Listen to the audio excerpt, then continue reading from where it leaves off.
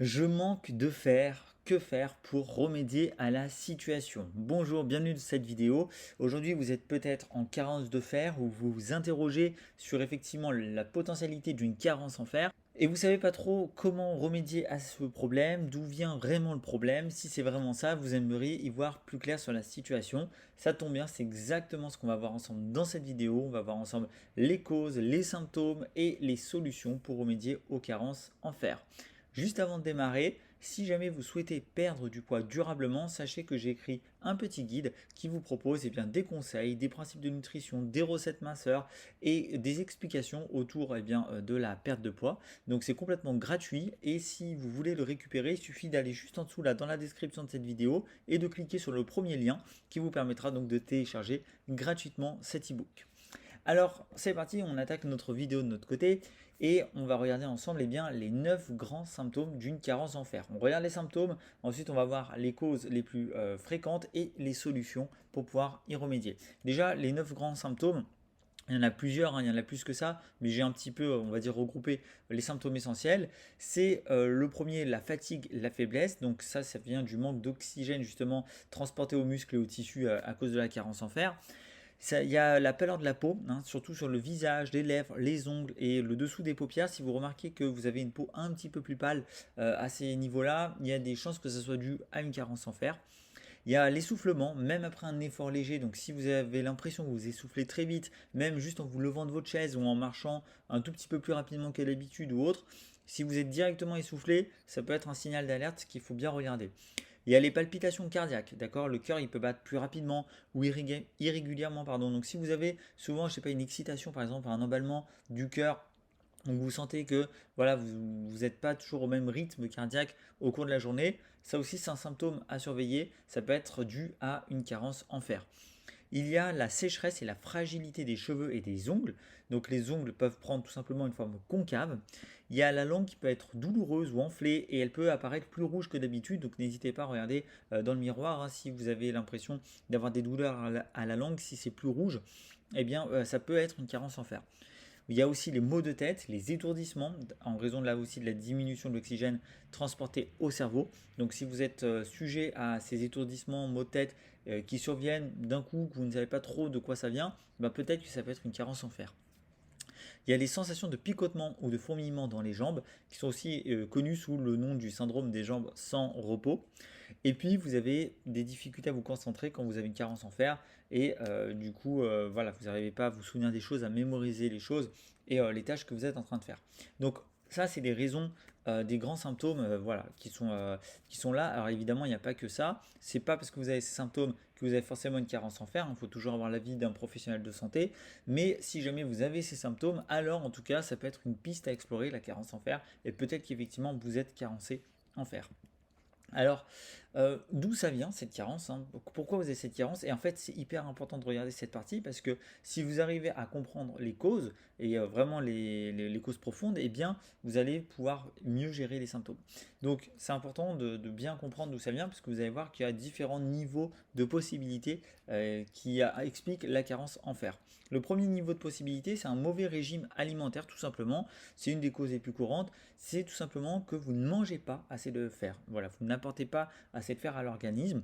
Il faut savoir que c'est un élément essentiel que le corps produit, utilise pour produire de l'hémoglobine, qui est une protéine des globules rouges qui va s'occuper de transporter l'oxygène des poumons vers le reste du corps. Donc autant vous dire que c'est indispensable.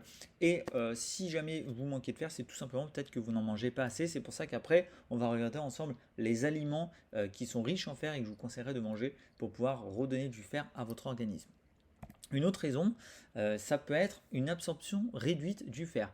Et oui, vous pouvez très bien manger suffisamment de fer et avoir une alimentation équilibrée, mais il se peut que ce soit votre corps qui n'absorbe pas efficacement le fer. Et ça, c'est une autre cause auquel on ne pense pas forcément.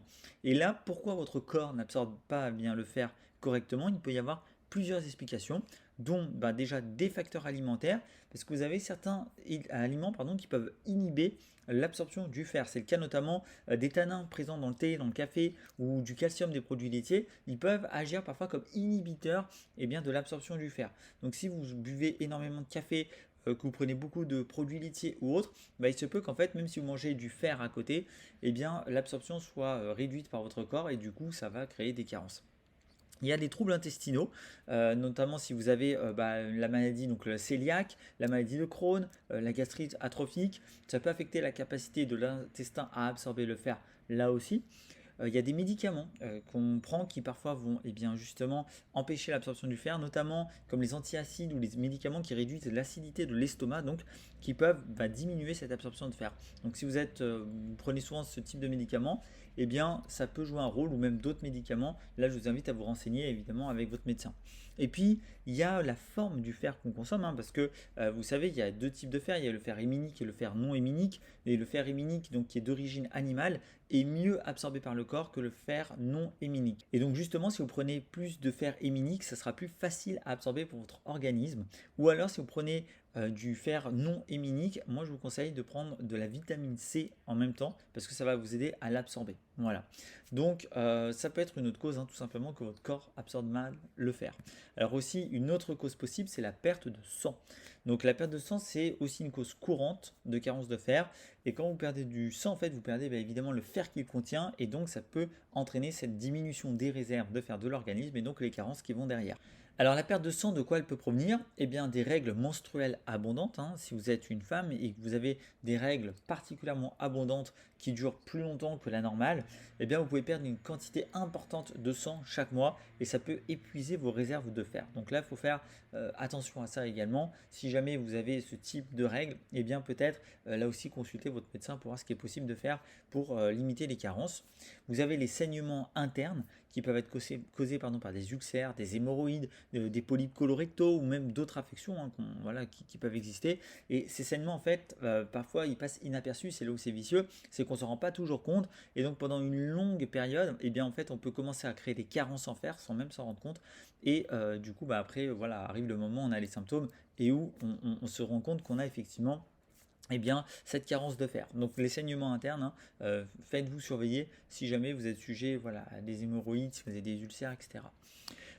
Ensuite, il y a les blessures et les chirurgies, notamment si vous avez eu une grosse blessure, si vous avez une chirurgie importante, eh bien ça a pu entraîner une grosse carence de fer, d'accord, si vous avez perdu beaucoup de sang d'un coup, ça c'est une autre possibilité. Et puis si vous faites du don de sang fréquemment, bien que le geste évidemment soit généreux et que ça parte d'une très bonne attention, en fait si vous donnez trop souvent votre sang sans assurer derrière un apport adéquat en fer, ça peut venir causer aussi tout simplement une carence. Donc vous voyez, la perte de sang qui peut se manifester de différentes manières peut jouer évidemment un rôle dans vos carences. Et il y a aussi tout simplement une autre raison qui peut être des besoins croissants en fer, tout simplement. Les besoins ils peuvent augmenter dans certaines situations, à certaines étapes de la vie. Et donc voici quelques raisons ici que j'ai détaillées. Donc si jamais vous regardez cette vidéo par exemple pour vos enfants, vos adolescents, eh bien sachez que durant les périodes de croissance rapide, c'est normal, le corps a besoin de plus de fer pour soutenir la croissance des tissus et des muscles. Et donc si jamais l'alimentation ne suit pas derrière, eh bien, il peut y avoir des carences à ce moment-là, à cette étape-là de la vie. Il y a la grossesse, évidemment, puisque les besoins en fer augmentent pendant la grossesse pour soutenir le développement du fœtus et compenser la perte de sang pendant l'accouchement. Donc là aussi, c'est important de bien manger du fer à ce moment-là. Il y a l'allaitement. Bien que le lait maternel, évidemment, contienne du fer, les besoins en fer de la mère peuvent augmenter pendant l'allaitement et pour reconstituer les réserves de fer justement après l'accouchement. Il y a aussi les menstruations comme on l'a vu. Et puis il y a les exercices intenses. Si vous faites notamment des sports d'endurance, vous avez besoin accru en fer parce que vous allez perdre beaucoup plus de fer par la transpiration, d'accord. Donc si vous faites beaucoup de sport, que vous transpirez beaucoup, il faut alimenter tout ça avec du fer, il faut compenser pour éviter d'avoir une trop grande carence. Voilà. Donc ça, ce sont vraiment les différentes causes. Vous voyez qu'elles peuvent être multiples, simplement un problème dans votre régime alimentaire, des pertes de sang, des besoins croissants. Donc c'est pour ça, il faut avoir une vision globale de ce problème-là avant de vraiment s'attaquer à sa résolution. Comme ça, vous aurez peut-être, grâce à tout ça déjà, une idée d'où ça peut provenir. Maintenant, on va quand même voir ensemble du coup quoi faire pour régler le problème. Et en fait, je vais vous proposer deux pistes. La première piste, c'est une piste alimentaire. Et donc, c'est tout simplement de venir manger plus d'aliments contenant du fer. Alors, quels sont ces aliments-là?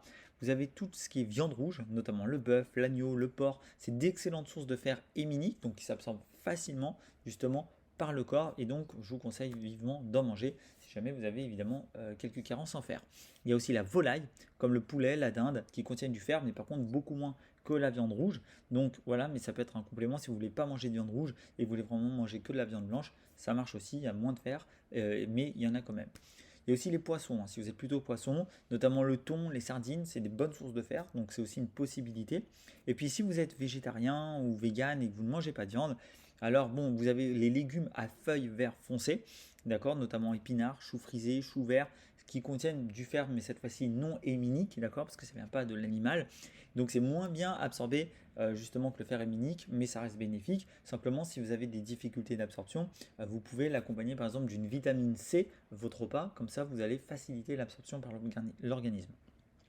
Vous avez aussi des légumineuses, donc lentilles, pois chiches, haricots, qui sont riches en fer et qui vont constituer d'excellentes options si vous êtes végétarien. Et puis il y a des céréales enrichies, notamment au petit déjeuner que vous pouvez prendre. Vous savez, il y a pas mal de paquets de céréales voilà, ou de marques qui vont enrichir leurs céréales tout simplement en fer. Et donc ça peut être intéressant pour faire une cure de fer un petit peu, de prendre ces céréales-là et remettre des stocks dans l'organisme.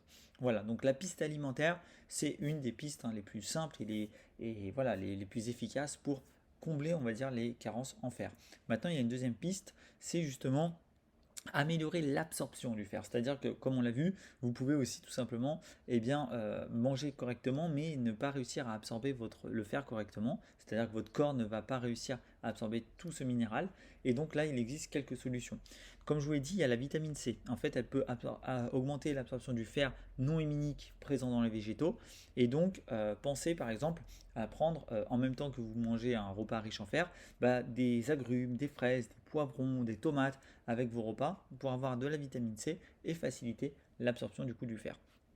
Il y a les inhibiteurs qu'il faut éviter, certains inhibiteurs comme le café, le thé, les produits laitiers et même des suppléments de calcium.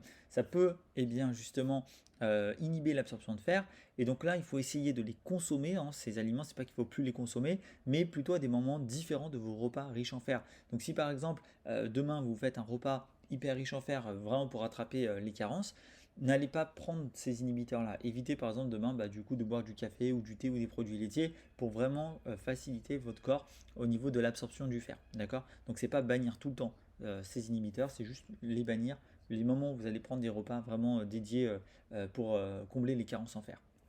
Et puis, éviter l'excès de fibres. Alors, je sais, si vous faites un régime, peut-être que du coup, vous prenez beaucoup de fibres, ce qui est normal pour la satiété, avoir un sentiment de satiété, éviter les fringales, éviter tout simplement voilà, de grignoter en cours de journée.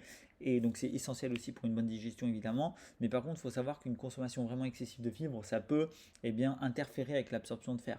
Donc là, pareil, si vous êtes plutôt dans une optique cure de fer, essayez peut-être de réduire un petit peu les fibres pendant cette période-là. Voilà.